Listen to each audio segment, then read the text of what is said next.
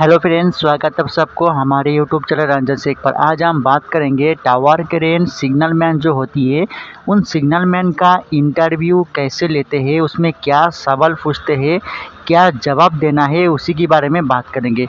तो चलो दोस्तों, देर ना करते हुए वीडियो की टॉपिक शुरू करते हैं। दोस्तों, काफ़ी पहले मैंने एक वीडियो अपलोड किया था जिसमें बताया था कि टावर क्रेन सिग्नल मैन का इंटरव्यू में क्या क्या सवाल पूछते हैं, उसी के बारे में मैंने एक वीडियो अपलोड किया था जिसमें मैंने जवाब नहीं दिया था, सिर्फ उसका सवाल क्या क्या पूछेंगे उसी के बारे में बताया था। तो आज हम इस वीडियो में बताएंगे कि सवाल भी बताएंगे और उसका जवाब भी बताएंगे। तो चलिए टॉपिक को शुरू करते हैं। दोस्तों, सबसे पहले अगर आप कोई भी कंपनी में सिग्नल मैन जॉब के लिए जाओगे तो आपको ये पूछेगा आप कौन सा कंपनी से आए हो। तो आप जो भी कंपनी से पहले काम करके आए हो, आप उस कंपनी का नाम बताने का। उसके बाद आपको पूछेगा कि आपका जो क्रेन था, जिस कंपनी में आप काम किए हो, उस कंपनी में जो आपका क्रेन था वो क्रेन कितना टन का था और कितना मीटर उसका मेन जिप था, ये आपको पूछेगा। आपको ये भी बोलना है कि उसका जितना भी मेन जिप का जो लेंथ था 35, 50, 45, जो भी उसका लेंथ था, मतलब मेन जिप का, आपको उतना बोलना है। उसके बाद फिर आपको ये पूछेगा कि उसमें आपका जो क्रेन था, उस क्रेन में एंड में आपका कितना लोड उठता था।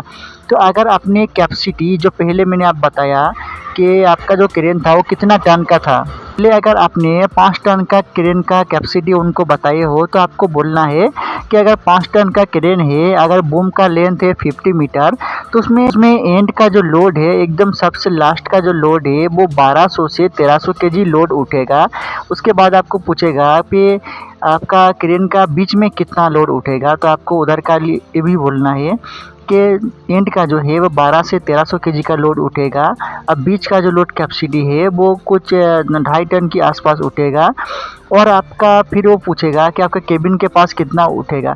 मतलब सीधी भाषा में आपको ऐसा पूछेगा कि आपको कितना, मतलब कितना कितना मीटर पे आप कितना कितना लोड उठाओगे, मेरे को बताओ। आपको इस तरह से वो सवाल करेगा। तो आपको 3 जगह का जो है लोड कैपेसिटी का डायरेक्शन उसको देना है। जैसे कि एंड में जो है 12 से 1300 केजी उठेगा, और फिर बीच में जो है 25 से लेके 30 मीटर के अंदर आपको 2 से 2.5 टन का उठेगा। और फिर 20 से लेके जो केबिन लोड है, जो केबिन के पास तक जो है आपका 4 टन से 4.5 टन का लोड उठेगा। आपको इस तरह से बोलना है। उसके बाद फिर से आपको पूछेगा कि कोई भी लोड उठाने से पहले आप क्या क्या फॉलो करोगे।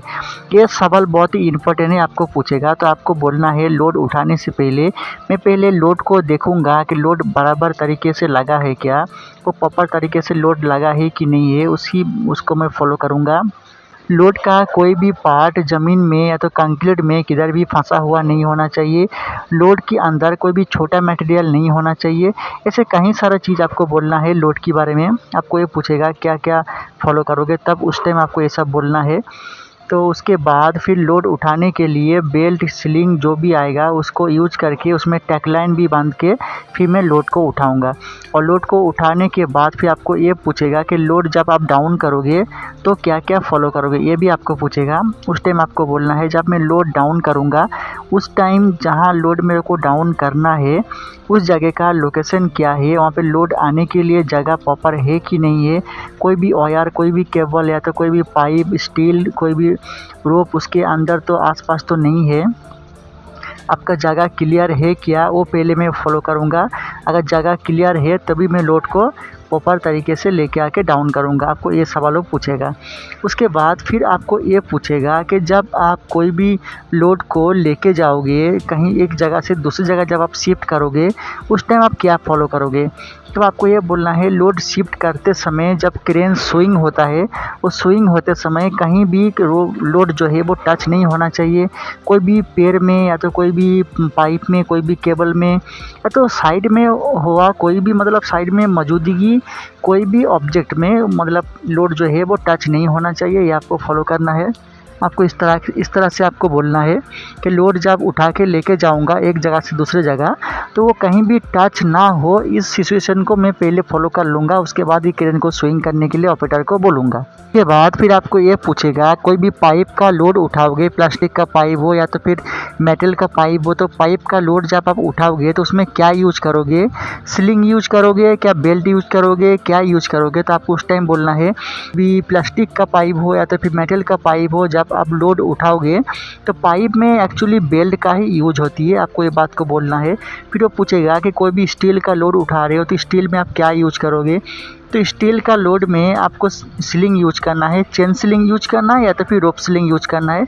कोई भी दोनों में कोई भी आप यूज कर सकते हो, चेन स्लिंग या तो रोप स्लिंग। उसके बाद फिर आपको पूछेगा कि कोई भी प्लाई का लोड उठा रहे हो, प्लाई बोर्ड का लोड अगर आपको ऊपर उठाना है तो आप क्या यूज करोगे, चेन स्लिंग, रोप स्लिंग या तो पट्टा। आपको उस टाइम जो है बेल्ट की नाम लेना है कि उस टाइम आपको कोई भी अगर प्लाई बोर्ड का लोड उठा रहे हो तो उसमें जो है बेल्ट का यूज होएगा, उसमें चेन स्लिंग, रोप स्लिंग का यूज नहीं होएगा। आपको इस तरह से भी आपको बोलना है।